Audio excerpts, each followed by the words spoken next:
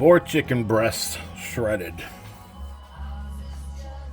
So last time I made this, it wasn't so creamy. It was a little dry. I wasn't really content with the way it came out. So this time we got 3 of these instead of 2. So we're gonna go and add those here.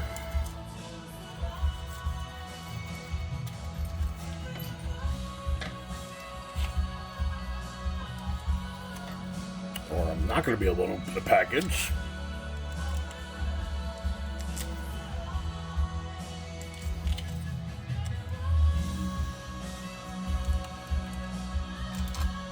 Here we go.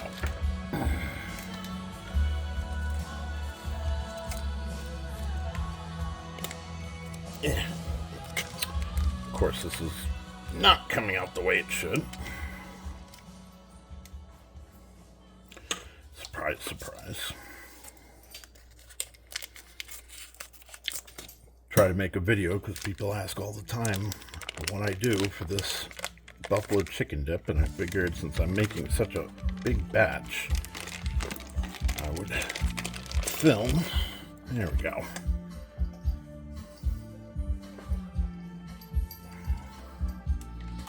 Probably should have left these blocks in the refrigerator and not left them out. It's definitely making it a little harder to get it out of the package. But we got one.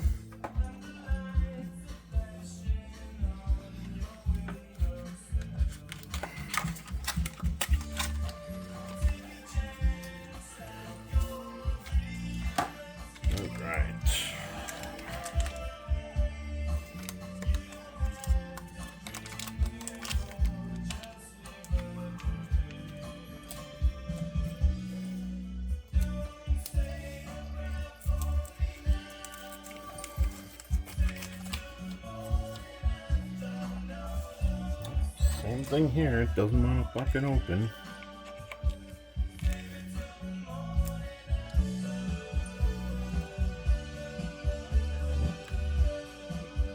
Alright, just needed a little encouragement, that's all.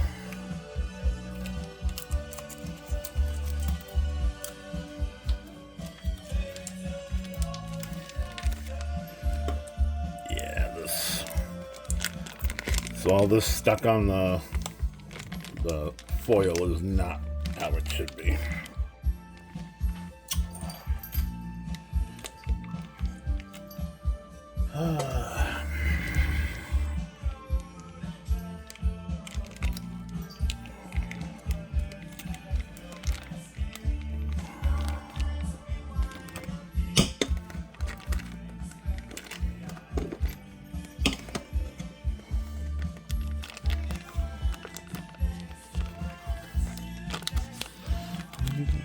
In my soul, it's a cold little one-night stand.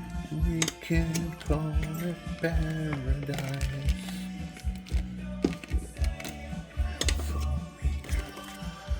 All right, that's torturously 2.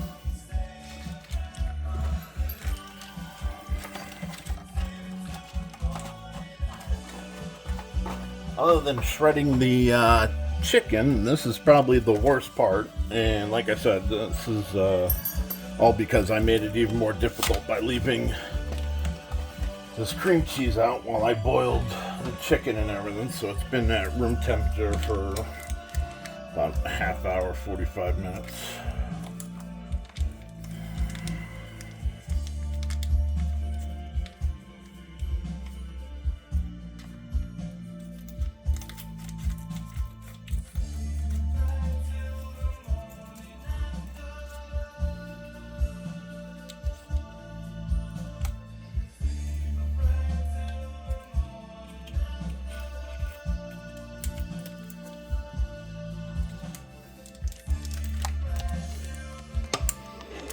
This one kinda, I mean, it's still be a bitch to get out of here, but this one kinda stayed to one side, so it makes it a little easier. Yeah, next time, definitely leaving this in the refrigerator.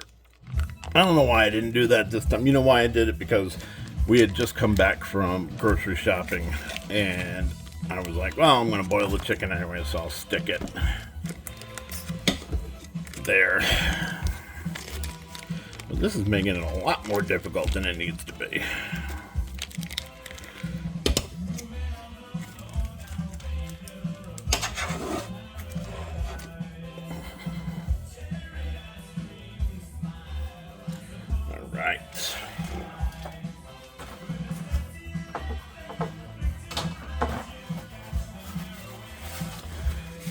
Clean up the side of this real quick.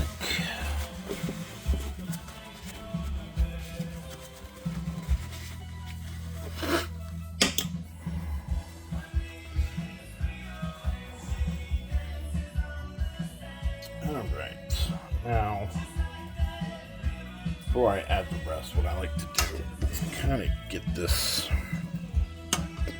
mixed. Oh, except for when chicken goes flying everywhere. It's alright. That'll be for Yoda and Marilyn to have. Marilyn already stole a bunch of it, but...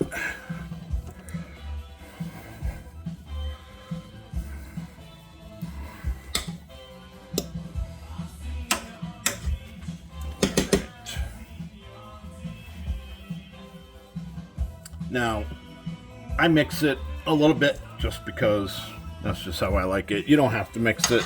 You could technically just throw the cream cheese in there, do your thing, and then throw in the rest of it that we're going to get to right now.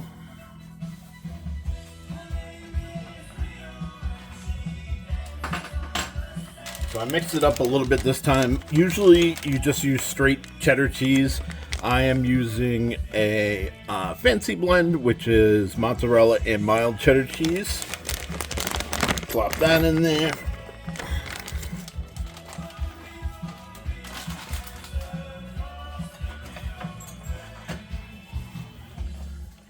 And with that, I'm going to do a little bit more mixing.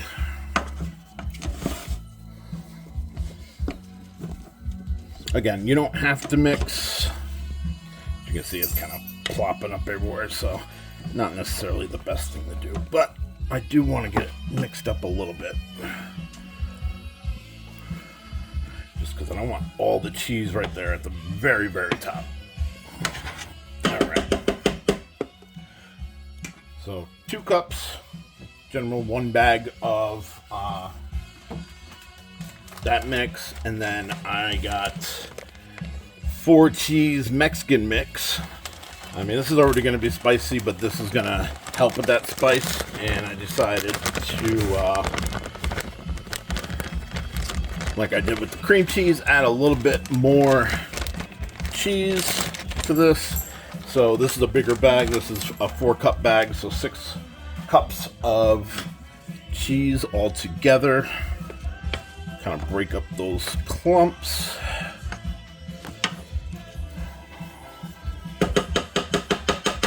All right. Now, depending on recipes that you see and everything else, they usually say about a cup or so of hot sauce. So I've got Louisiana brand hot sauce. Oops. Boom. This is how I do it. We just gonna add. Just let it all soak in there.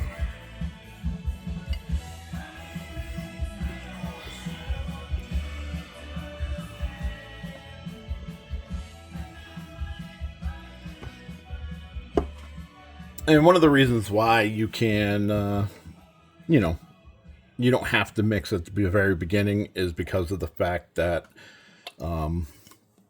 basically this is going to sit for about an hour or so. Generally an hour is pretty good. I'll let it sit in like a slow cooker mode. Stop whining.